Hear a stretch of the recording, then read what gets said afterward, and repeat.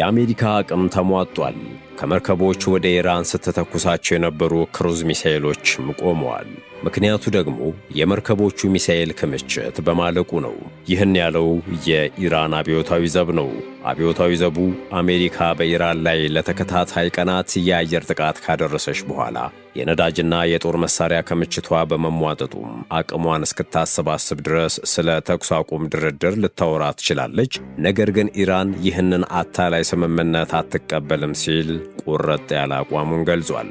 የኢራን የከፍተኛ ብሔራዊ ደህንነት ምክር ቤት ጸሐፊ መሐመድ ባገር በበኩላቸውም የኢራን ኃይሎች ጠላት ሙሉ በሙሉ እጅ እስኪሰጥና ለሕፃናት ሞት በቀል እስኪወሰድ ድረስ ጥቃቱ ይቀጥላል። ፈጣሪ ቢፈቅድ ጠላት ሙሉ በሙሉ እጅ እስኪሰጥና በሚናብ በላምርድና በሌሎችም ቦታዎች ለተገደሉ ንጹሐን ሕፃናት ደም በቀል እስኪወሰድ ድረስ ይቀጥላል ብለዋል።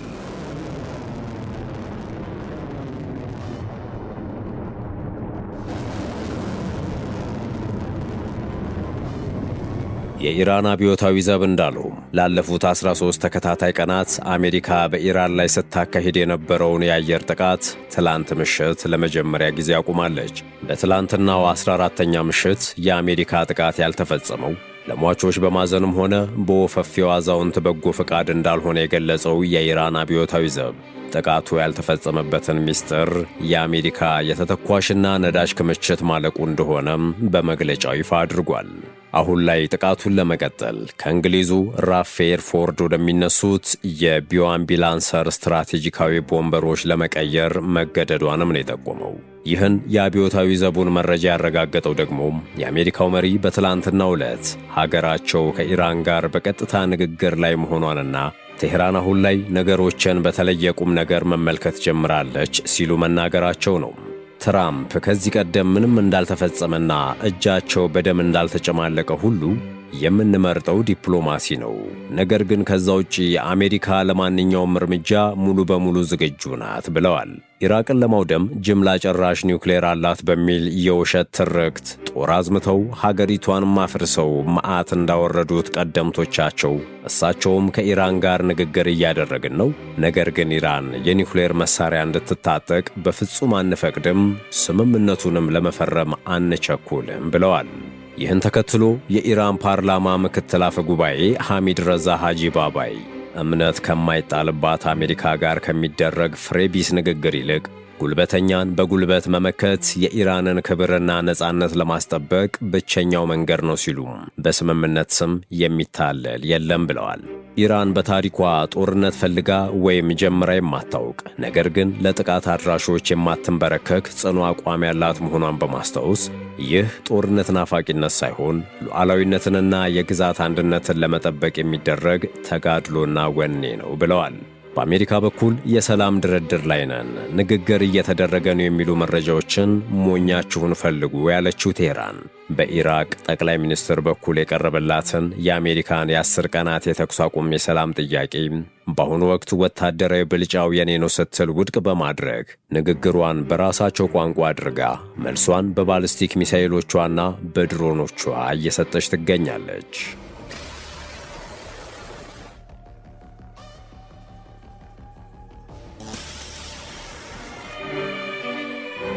ውድ የቻናላችን ቤተሰቦች አሜሪካ ለ13 ተከታታይ ምሽቶች በኢራን ላይ ስትፈጽም የቆየችውን ጥቃት ጋብ አድርጋ ስለ ውይይትና ስምምነት ስታወራ የኢራን አብዮታዊ ዘብ ደግሞ አነጋጋሪ የሆነውንና የአሜሪካ የመሳሪያ አቅም መሟጠጥን ይፋ ያደረገ መግለጫ አውጥቷል። ኢራን ስምምነት የሚባል የጅል ጨዋታችሁን እዛው ተጫወቱ ስትልም ወታደራዊ የበላይነት በእጇ እንደሆነ ገልጻም የበቀል ጅራፌ ይቀጥላል ብላለች። የቀጠናው ውሎ አዳርን በተመለከተ አዳዲስና ወቅታዊ መረጃዎችን በስፋት ይዘን ቀርበናልና ይህን ቪዲዮ ላይክ፣ ቻናሉን ደግሞ ሰብስክራይብ በማድረግ ቤተሰብ እንድትሆኑ እየጋበዝን ወደ መሰናዶ አለፍን።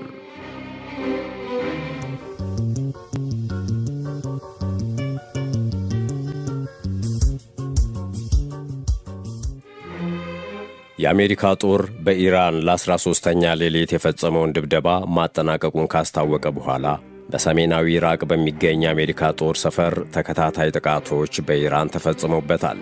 በኩዌትና ባህሬን የደረሰውን የኢራን ጥቃት ለማምለጥ ወደ ሲቪሎች መኖሪያ የሸሹት የአሜሪካ ወታደሮች በዚህኛው ጥቃት ቀድመው ትምህርት የወሰዱ መስለዋል። ኢራን ጦር ሰፈሩ ላይ ጥቃት ሳታደርስ ቀድመው ሸሽተው ከጦር ሰፈራቸው ወጥተው ተደብቀዋል። አሜሪካ 13ኛ ተከታታይ ጥቃቴን ጨረስኩ ስትል አርብ ማለዳ የኢራቅ ከፊል ራስ ገዝ ግዛት በሆነው የኩርዶች ዋና ከተማ ኢርቢል አቅራቢያ 7 ጥቃቶች በኢራን ድሮኖች ተፈጽመው ፍንዳታዎች መሰማቱ ተዘግቧል። በተጨማሪም ከአሜሪካ ጦር ሰፈር አቅራቢያ በሚገኝ የክልሉ የአውሮፕላን ማረፊያ ውስጥም 4 ጭሶች ታይተዋል። Several explosions were heard near Erbil International Airport in Iraq's autonomous Kurdistan region. የአሜሪካና ኢራን ጦርነት ዳግመኛ ካገረሸ በኋላ ቴህራን በሆርሙዞች መጥላይና በባሕረ ሰላጤው አገራት ላይ የምትፈጽመውን ጥቃት ቀጥላለች። የኢራን ጤና ሚኒስቴር ዳግመኛ ጦርነቱ ካገረሸ በኋላ 55 ሰዎች መገደላቸውንና ከ600 በላይ መጎዳታቸውን ይፋ አድርጓል።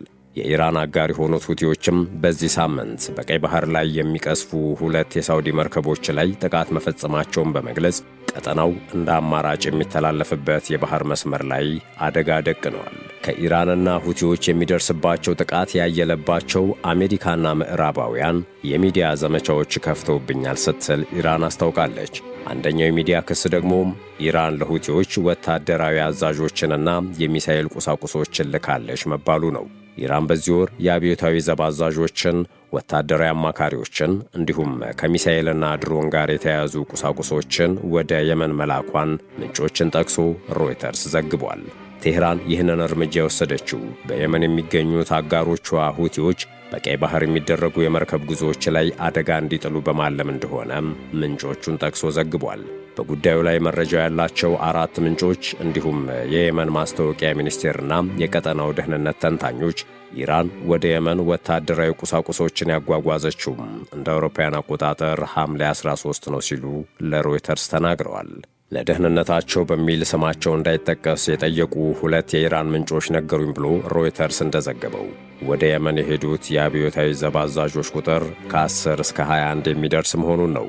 ከእነዚህም መካከል ከፍተኛ አዛዦች እንደሚገኙበት ገልጸዋል።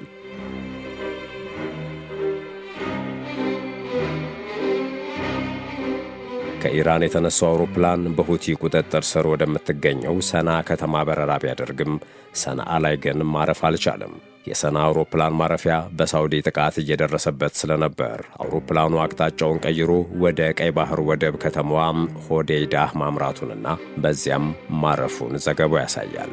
አንድ ምንጭ የአብዮታዊ ዘብ አዛዦች ወደዚያ የተጓዙት የሁቲን ዘመቻዎች ለመደገፍ እንዲሁም በአዲስ የሚሳኤል ሥርዓት ላይ ሥልጠና ለመስጠት ነው ብለዋል። በተጨማሪም ኢራን የሁቲን እንቅስቃሴዎች በገንዘብ ለመደገፍ በአውሮፕላኑ ከጦር መሣሪያና ባለሙያ በተጨማሪ ወርቅ መላኳ ተጠቅሷል። አውሮፕላኑ ውስጥ እንደነበሩ የተናገሩት የሁቲ የሚዲያ ኃላፊ አብደል ራህማን አልአህኖሚ ኢራን ወደ የመን ወታደራዊ ባለሙያዎችን ልካለች የሚለውን ክስ ውሸትና ፈጠራ ሲሉ የገለጹ ሲሆን በአውሮፕላኑ ውስጥ የነበሩት ሁሉም ተሳፋሪዎች ሲቪሎች እንደነበሩም ተናግረዋል። በየመን የሚንቀሳቀሰው ሁቲ ሳውዲ አረቢያ አድርሰዋለች ባለው የሐምሌ 13 የሰና አውሮፕላን ማረፊያ ድብደባ ምላሽ ለመስጠት ሳውዲ ላይ የባህር ላይ እገዳ መጣሉን ሰኞ ዕለት አስታውቋል። ይህንን እገዳ ያላከበሩ 2 የሳውዲ መርከቦችንም በሚሳኤል መትቶ አቃጥሏል። በሳውዲ መንግሥት የሚደገፈው የየመን መንግሥት የማስታወቂያ ሚኒስትር ሙአመር አልኢሪያኒ በበኩላቸው የኢራን የአብዮታዊ ዘብ አዛዦችና መሳሪያዎች ወደ የመን መምጣታቸውን ለሮይተርስ በስልክ በሰጡት ቃለ ምልልስ ላይ አረጋግጠዋል። ተልኳቸው የሚሊሻዎቹን ወታደራዊ አቅም ማጠናከርና በቀይ ባህርና በባቤል መንደብ የባህር መስመር ላይ ያለውን ዓለም አቀፍ መተላለፊያ ደህንነትን አደጋ ላይ እንዲጥሉ ማዘጋጀት ነው ብለዋል።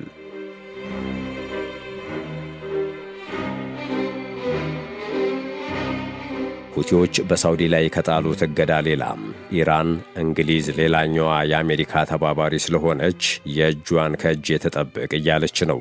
ኢራን የእንግሊዝ ጦር ሰፈሮች ከእንግዲህ ከእስራኤልና አሜሪካ ሳለይ የምመታቸው ኢላማዎቼ ናቸው ማለቷን ተከትሎ እንግሊዝ ራሴን እከላከላለሁ እያለች ዝግጅት ጀምራለች። ኢራን የእንግሊዝ ጦር ሰፈሮች ለአሜሪካ ጥቃቶች ጥቅም ላይ እየዋሉ ስለሆነ ከእንግዲህ ኢላማዊ እንደሆኑ ይታወቅ ማለቷን ተከትሎ የእንግሊዝ መንግሥት ራሱን ለመከላከል በቀን 24 ሰዓት በሳምንት 7 ቀን ዝግጁ መሆኑን አስታውቋል። እንግሊዝ ለአሜሪካ ሰራዊት አባላትና አውሮፕላኖች ጦር ሰፈሬን የፈቀድኩት ለሚወስዷቸው የመከላከል እርምጃዎች እንጂ ኢራን ላይ ለሚደረጉ የማጥቃት እርምጃዎች እንዲያገለግሉ አይደለም ብትልም ኢራን ግን ሐሳቡን ውድቅ አድርገዋለች። የኢራን የውጭ ጉዳይ ሚኒስቴር ባወጣው መግለጫ እንግሊዝ የአሜሪካ ጦርነት ተባባሪ ነች ሲል ከሷል። The UK has now become a target in the war between Iran and the US. Iran issued a chilling threat to the UK, saying the bases that B-1 bombers are launched from are now legitimate targets in the war against the United States. የኢራን አብዮታዊ ዘብ በበኩሉ ለአሜሪካ ጦር ድጋፍ የሚያቀርብ ማንኛውም ሀገር ለሚከተለው መዘዝና ውጤት ኃላፊነቱን ይወስዳል ብሏል።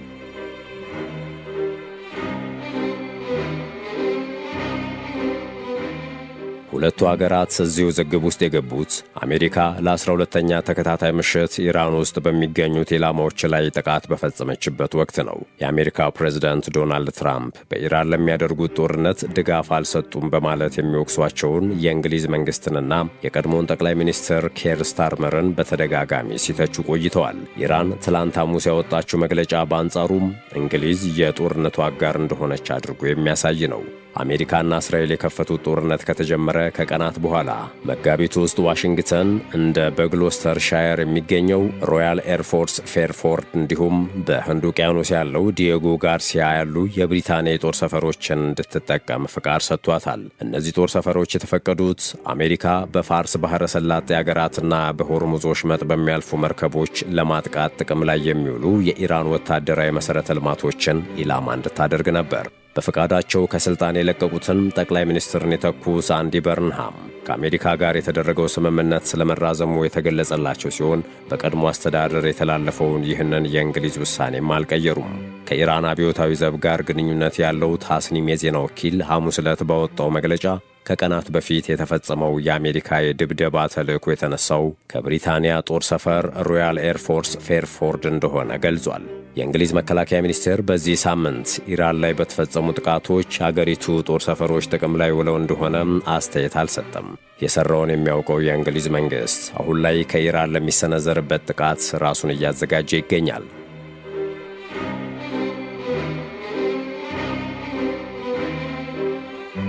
አዲሱን የእንግሊዝ ጠቅላይ ሚኒስትር አዲሱ ጥሩ ወዳጃችን ያሉት ዶናልድ ትራምፕ ቭላዲሚር ፑቲንንና ሺጂንፒንግንም በመግለጫቸው አንስተዋል።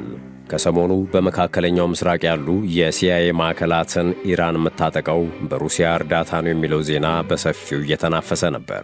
የሀገራቸው ስለላ ቢሮ ከሚለው በተቃራኒ ፕሬዝዳንት ዶናልድ ትራምፕ ሩሲያም ሆኑ ቻይና ለኢራን መሳሪያ እንደማይሸጡ መስክረውላቸዋል። ትራምፕ እንዳሉት የሩሲያው ፕሬዝዳንት ቭላዲሚር ፑቲንና የቻይናው ፕሬዝዳንት ዢ ጂንፒንግ ለኢራን የጦር መሳሪያ ላለመሸጥ ቃል ገብተውልኛል ሲሉ ተናግረዋል። ትራምፕ በትሩዝ ሶሻል ማኅበራዊ ገጻቸው ላይ ከፕሬዝዳንት ዢ ጋር በቅርቡ ቤጂንግ ቻይና ስንገናኝ በማንኛውም ሁኔታ ለኢራን መሳሪያ እንደማይሰጡ ወይም እንደማይሸጡ ነግረውኛል ብለዋል። ይህም የቻይና መሳሪያ አምራች ተቋማትን እንደሚያካትትም ገልጸዋል። ትራምፕ እንደተናገሩት ቭላዲሚር ፑቲንም ተመሳሳይ ቃል እንደገቡላቸው ነው። እሳቸው መሳሪያ የሚሸጡት ለኔቶ አገራት እንጂ ለዩክሬን መሳሪያ እንደማይሸጡ ፑቲን ያውቃሉ ሲሉም የኔቶ አገራት ሙሉ ክፍያ ከፍለው ከገዙ በኋላ መሳሪያውን ለማን እንደሚሰጡ ግን አልተናገሩም። ከኢራን ጋር በተያያዘ ስማቸው በተደጋጋሚ የሚጠራው አገራት እጃቸው አለበት ብዬ አላምንም ያሉት ትራምፕ እጃቸው ቢኖርበትም አያዋጣቸውም ሲሉ አክለዋል።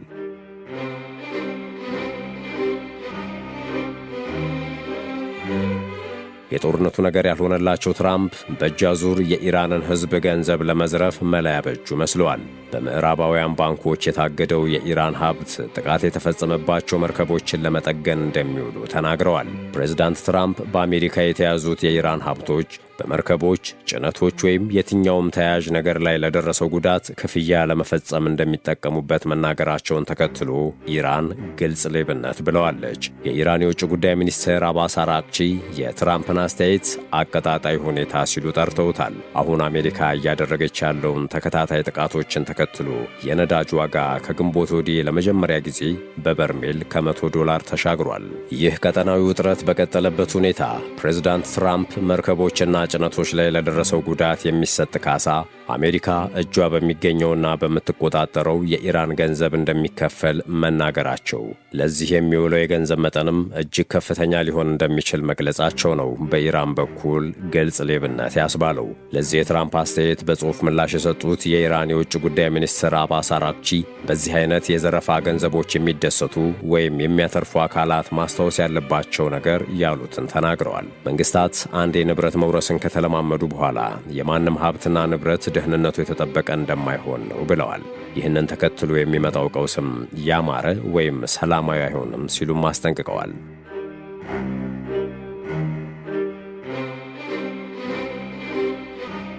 በተያያዘ መረጃ ማክሰኞ በቅርብ ጊዜያት ሲወራረፉ የሰነበቱት ዶናልድ ትራምፕና ቤንያሚን ኔታንያሁ በአካል በነጩ ቤተ መንግሥት በኦቫል ሊገናኙ ነው። ኔታንያሁና ትራምፕ እንደሚወያዩ ይፋ የተደረገው ከኢራን ጦርነት ጋር በተያያዘ የሁለቱ መሪዎች ግንኙነት በሻከረበት ወቅት ነው። የኔታንያሁ ጽሕፈት ቤት ባወጣው መግለጫም በዚህ ጉዞ ማክሰኞ ዕለት ጠቅላይ ሚኒስትሩ በዋይት ሃውስ ከፕሬዝዳንት ትራምፕ ጋር ይገናኛሉ። ኔታንያሁ ለእስራኤል ተቆርቋሪ የነበሩት ሴናተር ሊንዚ ግርሃምን የቀብር ሥነ ሥርዓትም ይታደማሉ ተብሏል። ጠቅላይ ሚኒስትር ኔታንያሁ ወደ ዋሽንግተን ጉዞአቸውን የሚጀምሩት ሰኞ እንደሆነም ተገልጿል። ምናልባት ይህ ውይይት ሁለቱ ሀገራት ዳግም ጣምራ ሆነው ኢራንን ሊወጉ የሚደውልቱበት እንደሚሆን በብዙዎች ዘንድ ቢጠበቅም የጦርነቱን ወጪና ከየአቅጣጫው እየመጣ ያለውን ተጽዕኖ መቋቋም ያቃታቸው ትራምፕ ያልተጠበቀ ነገር ሊያደርጉ ይችላሉ እየተባለ ነው።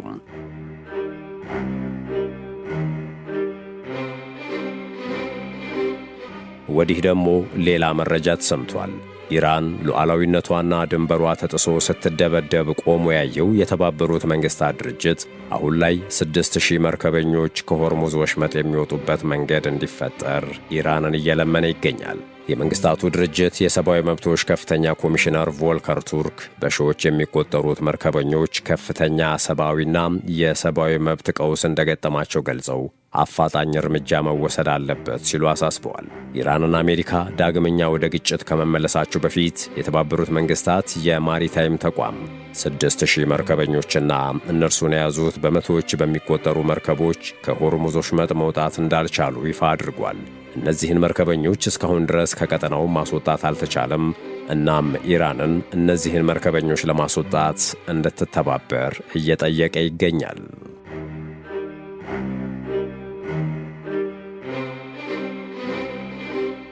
ውድ የቻናላችን ቤተሰቦች 14ኛ ቀኑን ስለያዘው የአሜሪካ ኢራን ጦርነት ያዘጋጀንላችሁ መሰናዶ የተከታተላችሁትን ይመስል ነበር። ቪዲዮን ከወደዳችሁት ላይክና ሼር ማድረጉን እንዳትረሱ።